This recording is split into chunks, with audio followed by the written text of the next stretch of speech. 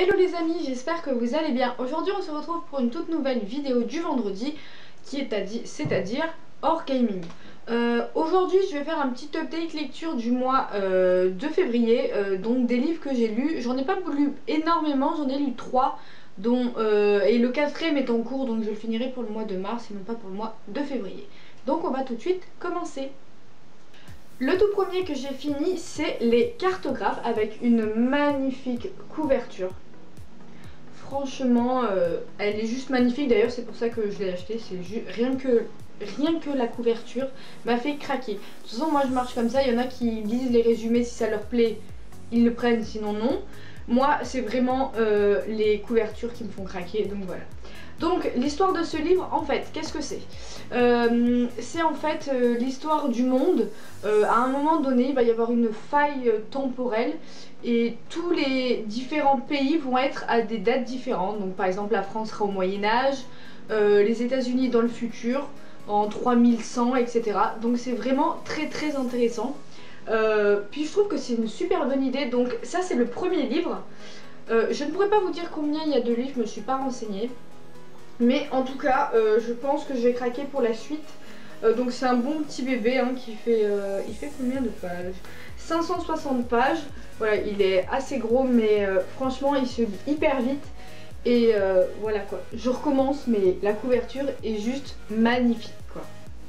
Ensuite, le deuxième livre que je vais vous proposer, c'est un tout petit livre, puisque après un gros livre, j'aime bien passer sur un petit livre, une petite histoire qui coule de source, on va dire. C'est donc Le Poison écarlate, avec aussi une magnifique couverture de Maria V. Snyder, publiée aux éditions Harlequin. Comme je l'avais dit dans la précédente vidéo, c'est une trilogie. Donc j'ai les 3 livres que j'avais gagnés chez Darkis quand ils avaient fait un concours.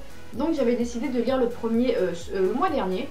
Du coup, on suit l'histoire d'une jeune fille qui est condamnée à mort, mais qui va être sauvée par Valek, un homme amoureux d'elle secrètement, pour devenir en fait goûteuse du commandant. Donc c'est-à-dire essayer de reconnaître s'il y a du poison ou pas dans les plats du commandant.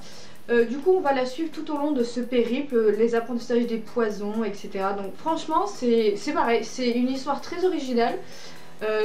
Même si les goûteurs, on sait que ça a existé, mais enfin moi je pense que ça a existé, après je suis pas sûre de ce que je viens de dire, mais en tout cas voilà, j'avais déjà lu d'autres histoires comme ça, mais en tout cas voilà, franchement j'ai vraiment adoré.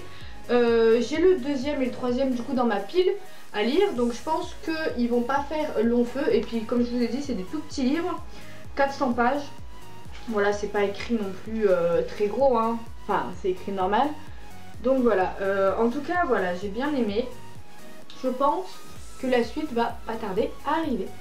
Et le dernier de ce mois-ci, c'est Indiana Taylor, publié aux éditions Michel Lafon. Je vous avais déjà présenté la vente privée que j'avais eue en fait grâce à Michel Lafon, où j'avais payé les livres 3-4 euros. Donc s'il y en a un de nouveau, n'hésitez pas à suivre la page Facebook, je vous mettrai le lien directement.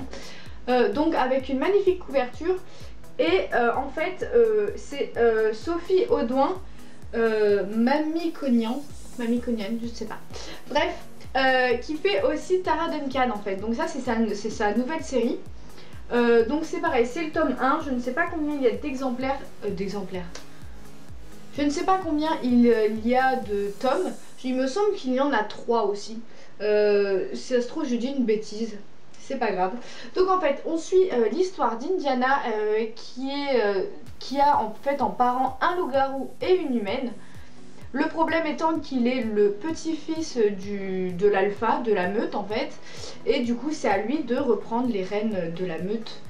Mais tout ne va pas se passer comme prévu, et du coup il se sent pas parmi les siens et il décide de partir à l'université. Mais il va y avoir un accident et bizarrement il va réussir à se téléporter. Donc voilà, il va découvrir plein de choses sur lui, sur sa nature. Donc franchement c'est pareil, en fait je crois que le mois dernier j'ai lu que des livres très originaux.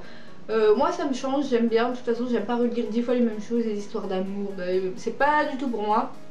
Après attention, hein, je sais qu'il y en a qui adorent ça. Moi personnellement je ne peux pas en lire, je n'aime pas ça. Mais voilà, du coup c'est pareil avec une magnifique couverture. Donc, alors j'ai pas les autres tomes, mais je pense que je vais peut-être me les procurer si on sait jamais s'il y a une nouvelle vente privée qui est faite incessamment sous peu.